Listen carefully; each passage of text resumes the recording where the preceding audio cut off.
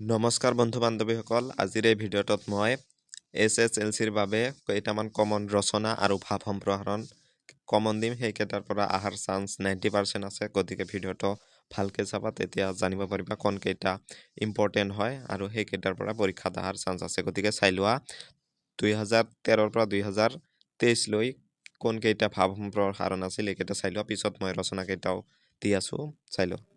প্ৰথমে আহিছিল 2023 অৰ্থাৎ যোৱাবাৰ ৰাইজে নখ জোকাৰিলে নৈ বয়। এই ভাৱ সম্প্ৰসাৰণত আহিছিল আৰু ভাৱ সম্প্ৰসাৰণত 5 মাৰ্ক থাকে, এইটো জানাই।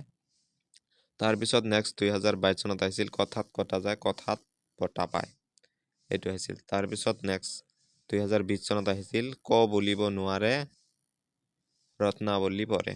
তাৰপিছত 2019 চনত আহি গৈছিল পক্ষী মৰে ৰৈ মানুহ মৰে কৈ। 2019 চনত এইটো আহিছিল। তাৰপিছত আহিছে 2018 চনত আহিছে এশ গৰু মাৰিলে বাঘৰ মৰণ। তাৰপিছত 18ত আহিছে লাগি থাকিলে মাগি নাখায়। তাৰপিছত পৰাই পৰে ৰয়ে পাণ এই তিনি নিচিন্তে আন। তাৰপিছত চাব পাৰিছে 2015 চনত আহিছে লাগি থাকিলে মাগি নাখায়। এইটো 17ত আহিছিল, 2015ত আছিল। চাব পাৰিছা ৰিপিট হৈছে, গতিকে এইকেইটাৰ পৰা ৰিপিট হোৱাৰ চান্স আছে 2024 চনত।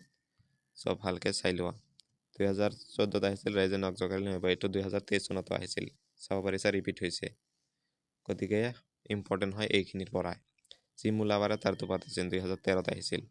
তো এইকেইটা ভাৱ সম্প্ৰসাৰণ যিকেইটা মই দিলোঁ এইকেইটাৰ পৰাই 90% অহাৰ চান্স আছে, গতিকে ভালকৈ চাই ল'বা। তাৰপিছত মই ৰচনা দি আছোঁ কমন, চাই লোৱা। ৰাইজে 2023, 2014 এই দুটা আহিছিল, এটাই দুইবাৰ আহিছিল। তাৰপিছত এইটোতো লাগি থাকিলে মাগি নাখায়, এইটো আৰু আহিছে 2015ত চাব পাৰিছা। এই দুটা দুইবাৰ ৰিপিট হৈছে, এই দুটা দুইবাৰ ৰিপিট হৈছে, গতিকে এইকেইটাৰ ভালকৈ চাই ল'বা। ইয়াৰ পৰাই কমন পঢ়াৰ চান্স আছে 90%। তো এইবাৰ চাওঁ ৰচনা কি আহে। ৰচনা প্ৰথমে চাওঁ 2023ত কি আহিছিল। 2023ত অসমৰ নিবনুৱা সমস্যা আহিছিল। অসমৰ নিবনুৱা সমস্যা 2023 চনত আহিছিল। তাৰপিছত দূৰদৰ্শন, তাৰপিছত আহিছিল অসমত কাৰিকৰী শিক্ষা ব্যৱস্থা, এইকেইটা আহিছিল 2023 চনত। তাৰপিছত নেক্সট চাওঁ 2022 চনত আহিছিল অসমৰ প্ৰাকৃতিক সম্পদ, তুমি ভাল পোৱা এখনি গ্ৰন্থ, ছাত্ৰ ছাত্ৰী আৰু সমাজসেৱা।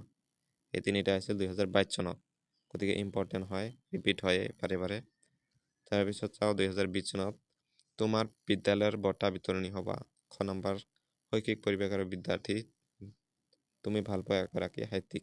এই তিনিটা আহিছিল 2020 চনত। তাৰপিছত চাওঁ 2019ত কি আহিছিল। 2019ত আহিছিল স্কুল আলোচনী আৰু ইয়াৰ উপযোগিতা, দৈনন্দিন জীৱনত বিজ্ঞানৰ প্ৰভাৱ, দূৰদৰ্শন। এই তিনিটা আহিছিল। চাব পাৰিছা 2019ত দূৰদৰ্শন আহিছিল, 2023তো আহিছিল দূৰদৰ্শন, গতিকে ৰিপিট হৈয়ে থাকে। এইকেইটাৰ পৰা ভালকৈ চাবা, ইয়াৰ পৰা কমন পৰাৰ চান্স আছে। তাৰপিছত 2018ত চোৱা তোমাৰ প্ৰিয় সাহিত্যিক, এইটো ৰিপিট হৈছে। খ নম্বৰ অসমৰ বানপানী, পৰিৱেশ প্ৰদূষণ আৰু ইয়াৰ প্ৰতিকাৰ, এইটো ৰিপিট হৈছে। তাৰপিছত চাওঁ 2017, এইটো ৰিপিট হৈছে। খ নম্বৰ পুথিভঁৰাল, গ নম্বৰ অসমৰ কুটিৰ শিল্প। তাৰপিছত 16 চাওঁ, এইটো তিনিবাৰ আহি গ'ল। 2016তো এইটো আহিছে, অসমৰ তোমাৰ প্ৰিয় সাহিত্যিক। তাৰপিছত অসমৰ প্ৰাকৃতিক সম্পদ, এইটো ৰিপিট হৈছে। তাৰপিছত গ নম্বৰ শিক্ষা আৰু মূল্যবোধ, চাব পাৰিছা ৰিপিট হৈয়ে থাকে। 2015 চনত আহিছে সাহিত্যৰথী লক্ষ্মীনাথ বেজবৰুৱা, বাতৰি কাকত, তোমাৰ জীৱনৰ লক্ষ্য। এইটো তোমাৰ প্ৰিয় সাহিত্যিক আহিলে এইটো লিখি দিব পাৰা। এইটো সাহিত্যৰথী লক্ষ্মীনাথ বেজবৰুৱা।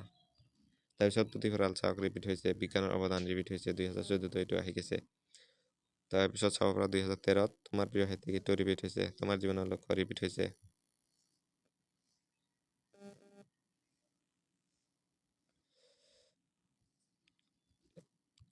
তো এইখিনি ৰচনা ইম্পৰ্টেণ্ট হয়, এইখিনিৰ পৰা আহি থাকে, তো ভালকৈ চাবা।